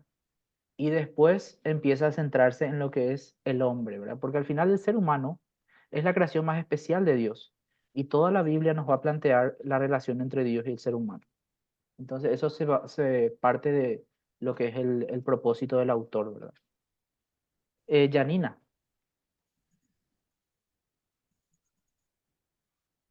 Sí, en realidad iba a decir eso mismo de los propósitos, que bien, no era exactamente igual, ¿no? El exacto. relato y, y en lo que se centra cada uno, sí. Exacto. Con esto yo, hermanos, les estoy mostrando que por más de que estos son teólogos renombrados de la alta crítica, su palabra no es la ley, ¿sí? Su palabra sobre la ley no es la ley, ¿sí? Tiene debilidades estos argumentos, podemos atacar estas debilidades y podemos todavía basar nuestra fe y toda nuestra teología en que Moisés escribió el Pentateuco, ¿sí? No tenemos razón para no creer eso. Los que dicen que Deuteronomio y los textos del documento sacerdotal, Levítico, algunas partes de Éxodo y Números, son demasiado jóvenes para parecer un relato del Pentateuco de Moisés. Básicamente no hicieron un estudio comparativo con otros documentos que había en la época. Por ejemplo, el Código Babilónico de Hammurabi, que data del milenio 2 antes de Cristo, o sea, estamos 2000 antes de Cristo. Refleja muchísimas similitudes con todos los textos de el código sacerdotal y también la estructura de Deuteronomio, ¿sí? Entonces, no podemos decir que porque estos textos no reflejan la antigüedad que tiene Génesis y Éxodo. No, tienen la misma antigüedad, tenemos evidencia de mismas estructuras en textos de la misma época. Entonces, en general, nosotros tranquilamente podemos concluir de que son parte del mismo autor, de la misma época, que este texto data especialmente durante la época de Moisés, que yo creo que es entre el 1400 o 1200 antes de Cristo. Soy más a favor del 1400, por cierto. 1200 me parece una fecha muy tarde ya para relatar lo que es el Pentateuco. Recordemos que después tiene que venir toda la historia de Josué, el periodo con el tabernáculo, el tiempo que estuvieron en Shiloh, la época en la que el reinado de Israel se instala en Hebrón, con Saúl primeramente, después con David en Jerusalén y después con Salomón. Y en todo ese periodo tiene que pasar aproximadamente 500 a 600 años. Entonces, eh, es importante tener en cuenta de que no podemos datar en más de 1200, porque ahí ya no coincidiría con los otros relatos bíblicos. Yo creo que aproximadamente en el siglo XIV antes de Cristo se estuvo escribiendo lo que es el Pentateuco, así como dijo Marco, creo que Moisés lo escribió en el periodo de su vida después del Sinaí, después de su encuentro con Dios en el Sinaí, él tuvo revelación de muchas cosas, él vio la espalda de Dios, él conversó con Dios por muchos días. Entonces yo creo que tranquilamente también ahí Dios pudo haberle revelado todo lo que tenemos registrado en el texto del Pentateuco, especialmente antes de la vida de Moisés, porque todo lo que viene antes de Éxodo es previo a Moisés, ¿verdad? Y él en el resto de su vida se dedicó a darle ese toque estilístico, porque también el Pentateuco claramente tiene un toque estilístico, incluso tiene algunos poemas muy bellamente elaborados. Génesis 1 casi es una estructura poética. No llega a ser del todo, pero tiene indicios de una estructura poética. Génesis 2, el poema del hombre a la mujer. Éxodo 14, ¿sí? Que es el poema después de cruzar el Mar Rojo. Ellos celebran como pueblo y hay una canción muy linda y así. Entonces, tenemos evidencia realmente para decir que Moisés escribió todo el Pentateuco, a pesar de que hoy los teólogos críticos dicen que no. Yo creo que hay debilidades en sus argumentos y que es una cuestión de simplemente atacar esas debilidades para ver de que no es 100% concluyente lo que dicen. Rubén. Sino incluso el Salmo 91, cuando lo escribió Moisés, El cuando Salmo, habla sí, de la eternidad de Dios y la transitoriedad del hombre, que un sí, día para después de Dios él. es como 1000 años, ¿no? Entonces, Pedro incluso cita también esa autoría de Moisés, el mismo Salmo 91 creo que es, ¿no? Entonces, no, Salmo 90, perdón. Salmo no, bueno, estoy medio confundido, pero habla de la eternidad de Dios y la transitoriedad del hombre también. Explica Ajá, Moisés claramente también de la forma, ¿no? totalmente, Habla de la totalmente. generación, entonces, en un determinado momento. Y es muy poético, eso está muy, muy bueno ese libro. O el mismísimo cántico de Moisés, que aparece en Apocalipsis, ¿no? Grandes y maravillosas son tus obras, Señor Dios Todopoderoso, ¿no? En alguna similitud Totalmente. con David, incluso, en la forma de componer, ¿no? Los salmos. Totalmente. Sí, estoy totalmente de acuerdo. Muy bien. ¿Hay Profe, alguna pregunta que tengan? Yo quiero todavía pro- cerrar la clase de hoy con una historia, profe, pero quiero escuchar todavía si hay alguna pregunta corta para poder responder. Adelante. yo tengo una pregunta Sí, corta. Me vino cuando hablaste de los códigos de Hammurabi. sí, ¿Qué opinión tenés sobre la epopeya de Gilgamesh, puede ser? Que Gilgamesh. habla sobre algo parecido al diluvio en las tablillas esas que se... No sé si... Sí, sí, sí, sí, conozco. Y no es el único relato del diluvio que hay, te cuento, ¿verdad? Hay relatos ancestrales del diluvio en Egipto, hay relatos ancestrales del diluvio en Mesopotamia y hay relatos ancestrales del diluvio en pueblos indígenas, ¿sí? Y es muy, muy interesante la conexión que se hace. A mí, yo lo que no estoy de acuerdo es en la datación de las fechas que dan para esos relatos, ¿verdad? Me parece que en algunos son exagerados, exageradamente viejos, pero también tengo la opinión de que puede ser de que estos relatos existieron antes de Moisés y no me sorprendería. ¿Por qué? Porque el diluvio fue mucho antes que Moisés, ¿sí? El diluvio ocurrió muchísimo antes que Moisés, entonces no me sorprendería que más de un pueblo haya hablado de este evento. Entonces, en primer lugar, me da pie para decir de que esto probablemente sucedió. En segundo lugar, si Moisés copió o no de estos pueblos es otro debate, ¿sí? Pero yo parto de que fue un evento que sucedió en toda la tierra, por eso es que varios pueblos registraron este evento y la datación de cada uno de los relatos no tiene que influir realmente en si ocurrió o no, ¿verdad? Marco, sobre este tema. Sí, profe, hace poco no estaba viendo yo un documental era sobre Sí. justamente la epopeya de Gilgamesh. Y ahí tipo primero relataba todo la epopeya y después iba explicando las partes del relato. Y justamente explicaba que cómo fue yendo, o sea, se fue construyendo por etapas el relato y con las Mm, adiciones, cómo se iba haciendo a lo largo, que justamente una sola partecita de la que habla del diluvio se cree que es la más tardía de todas, justamente, que se agregó y que no se puede considerar que sea, o sea, en el documental al menos decía eso, que no se podía considerar que fuese antes del escrito bíblico porque uno era muy diferente a la escritura del resto del libro y que aparte en los pergaminos, o sea, en las tablillas que se encontró, eran muy tardías. Entonces se cree que fue un añadido muy posterior al cuento de Gilgamesh. Sí, perfecto, perfecto. Es bueno saber, y seguramente es así si lo estudiaron. Yo no estudié a profundidad el texto en sí, pero me sorprende la relación que hay y que no es el único texto. Eso es lo que me llama la atención.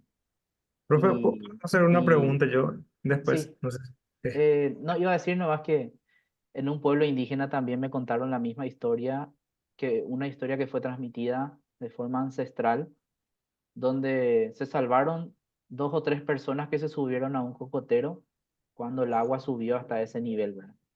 Entonces ese me llama la atención de, wow, ¿será que se refieren a la misma historia o se refieren a algo muy local que sucedió en su zona en algún momento? Pero no me sorprendería de que esto haya sido un evento global. Yo creo que fue un evento global.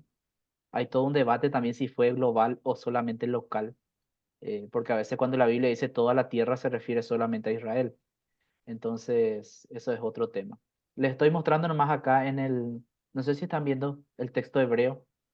Este es el texto hebreo de Éxodo 15, ¿sí? Y ven la separación que hay entre las palabras. Es muy interesante. Cuando escriben esta parte, los copistas, los escribas hebreos, en Éxodo 15, tratan de asemejar lo que fue el paso por el Mar Rojo.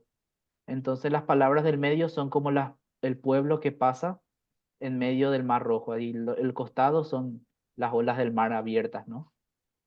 Para mostrarle nomás que cómo después ya quisieron gráficamente también mostrar eso. Adelante, Marco. Sí, tienen una consulta sobre Deuteronomio. Sí. Es como en el libro, pues dice al final del libro de Deuteronomio o sea, que un discurso de Moisés, ¿verdad? Ya todo el discurso de Moisés hace el cántico del capítulo 32 Sí.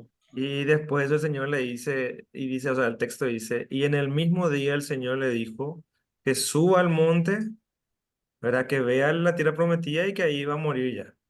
Ujú. Entonces, mi pregunta nomás es si es que no se considera que tal vez en otros fue entonces el escritor de Deuteronomio, ya que Moisés dice que ese mismo día que dio todo el cántico, o sea, todo dio su discurso, dio su cántico, él ya se subió a morir. Sí, sí. Y tal vez si es que, por ejemplo, Josué, ya que se considera que Josué fue el que escribió el último capítulo, si no es también posible, o hay alguna teoría sobre eso, no sé.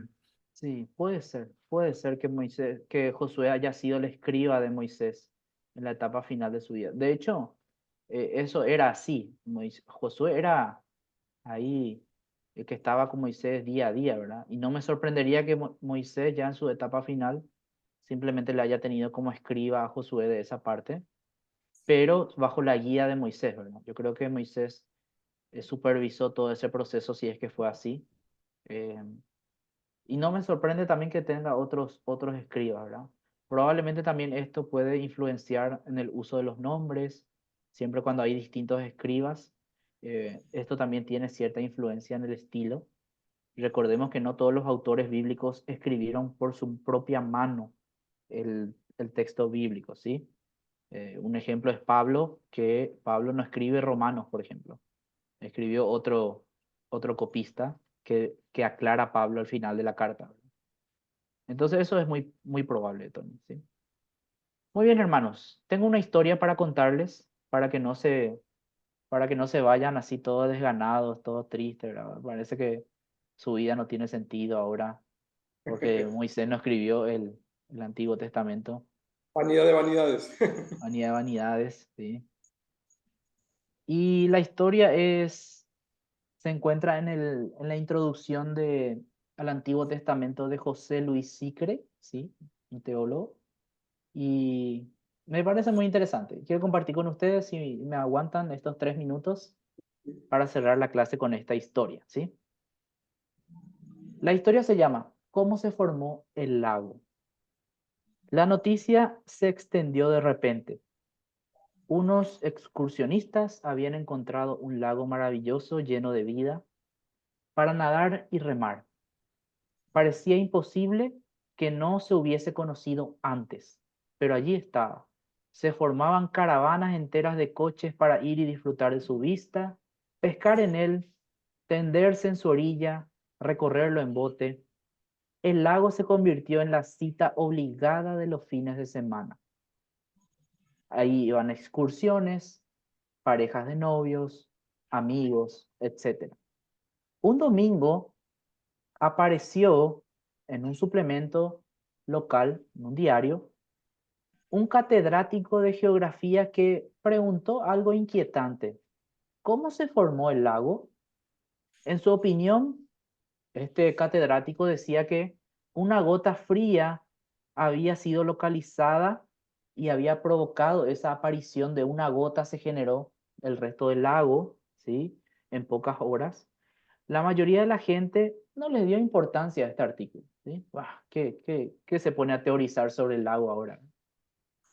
Y siguieron habiendo fiestas, siguieron gozando de la paz del lago, pero la semana siguiente las calles de la ciudad se vieron inundados de carteles anunciando la conferencia en el salón principal de la ciudad. El lago y la gota fría, el propósito de un despropósito. El conferencista, que era el meteorólogo del aeropuerto, atacó duramente esa teoría ¿cómo es? Del geógrafo, de la gota fría. Él dice que hizo una hipótesis y en su opinión el lago tenía muchos años, pero había comenzado porque vino de un río que estaba en otra parte que ya desapareció, no conocemos ese otro río, entonces sus huellas se pueden rastrear hasta 200 kilómetros.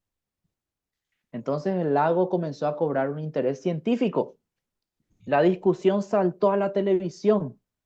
Más tarde, incluso a nivel nacional e internacional, vinieron científicos norteamericanos, alemanes, representados de partidos políticos. Todos querían opinar y también dar una postura respecto a cómo se formó el lago. Incluso el obispo de la iglesia publicó un documento episcopal donde dejaba a libertad de los feligreses pensar en cómo se originó el lago o no.